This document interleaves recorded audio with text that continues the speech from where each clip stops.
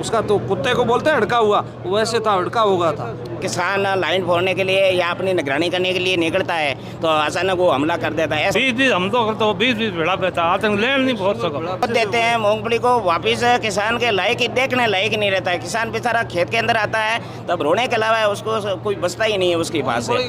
आपने कुछ दिन पहले ही खबर सुनी होगी कि सुअरों के हमले की वजह से जख्मी होता है और उसके बाद उसे अस्पताल में भर्ती कराया जाता है। तो वहीं आपको जानकारी दे दें कि इस पूरे हमले की पूरी घटना क्या थी, तो वो पूरी आपको विस्तार से जानकारी देंगे ग्रामवासी। आप हमें बताएंगे क्या कुछ पूरी घटना थी। लगभग 20 तारीख को ये घटना हुई है। जंगली सुअर था तो 5 आदमियों को घायल करके गया है वो। 5 आदमी थे, एक नहीं थे? बिल्कुल 5 आदमियों को घायल किया है। 2 आदमियों को ज़्यादा गंभीर घायल किया, जिनको बाड़मेर हॉस्पिटल में एडमिट करवाना पड़ा। और यहाँ इस इलाके में सुअरों का आतंक इतना है कि अकेला आदमी 20 रास्ते में घबराता है, बाहर नहीं चल सकता है, मुश्किल है। और फसलों का तो आप पूछो ही मत। आपने कहा कि 5 आदमी एक साथ थे, सुअर कितने थे उस वक्त जिन्होंने हमला किया? एक सुअर था। एक सुअर को 5 आदमी नहीं संभाल पाए, इतना जोरदार हमला उन्होंने किया। बिल्कुल बिल्कुल एक सुअर था और उसने इतना खतरनाक हमला किया जिससे 5 आदमी घायल हुए थे, जिसमें से 2 गंभीर घायल हुए थे। वो वैसे था, वो उसका तो कुत्ते को बोलते हैं हड़का हुआ, वैसे था, हड़का होगा था।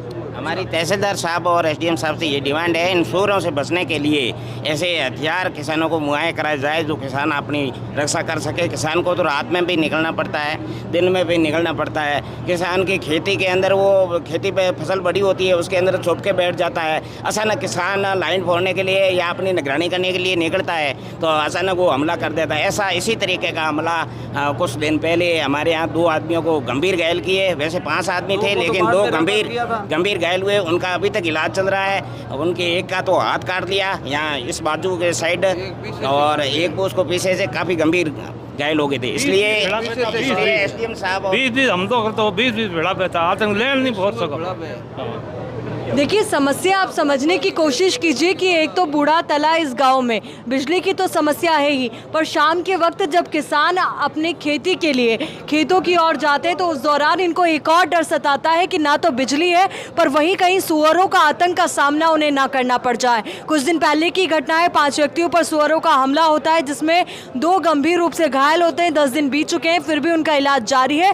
तो स्थिति आप समझ सकते हैं कि लोगों के मन में डर है, भय है, और सबसे बड़ी बात, शाम 7 बजे के बाद यहाँ पर लोग अपने घरों से बाहर निकलने को भी डरते हैं। एक बार फिर से इस डर से जुड़ी जानकारी चाहेंगे आप ही लोगों से, क्योंकि खेती बाड़ी आप लोग करते हैं। सुअर एक तो आपकी जान को खतरा, ऊपर से आपकी खेती बाड़ी को खतरा। किस तरीके से, क्योंकि यहाँ पर फसलें कौन कौन सी होती है सबसे ज्यादा? फसलें बड़ी फसल अंडी है, मूंगफली है।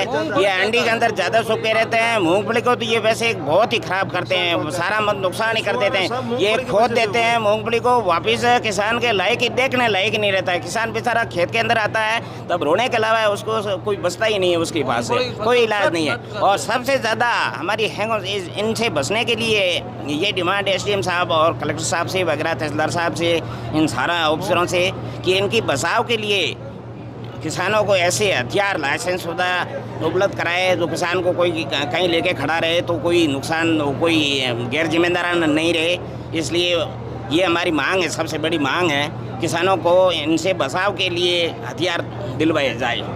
और कोई रास्ता जो आप लोग को लगता है कि अगर इनको पकड़ के किसी सुरक्षित जगह छोड़ दिया जाए जहां पर सुअरों को भी खतरा ना रहे, उनका जनजीवन भी सुरक्षित रहे और आप लोगों की ज़िंदगी भी सुरक्षा में आए? बिल्कुल, यदि प्रशासन चाहे तो स्पेशल टीम बनाकर इनको पकड़ा भी जा सकता है, पकड़ के इस एरिया से हटाया भी जा सकता है। लेकिन इनका आतंक इतना है हर जगह, पूरे क्षेत्र में। मैं समझता हूं कि बाड़मेर, जैसलमेर, पूरे इलाके में इन सुअरों का आतंक है। विशेषकर इस इलाके में ज़्यादा है क्योंकि यहाँ मूंगफली की बुआई ज़्यादा होती है, फसल ज़्यादा होती है, तो मूंगफली के लिए वो यहाँ ज़्यादा निवास करते हैं। आप में से कोई जिनके किसी घर वाले पर हमला किया हो सुअरों ने, आप में से कोई या किसी के जानकार परिचित के यहाँ?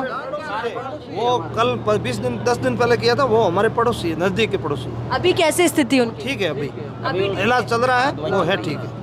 इलाज चल रहा है, ठीक है अभी, पर आप सोचिए कई ऐसी बीमारियों का खतरा भी फैलने का लगा रहता है जब इस तरीके की घटनाएं होती है। अब उम्मीद यही कि प्रशासन इस मुद्दे को लेकर के कोई एक्शन ले और अपने स्तर पर पूरी सूझबूझ के साथ इस मामले का निपटारा किया जाए और इन लोगों की समस्या का समाधान किया जाए।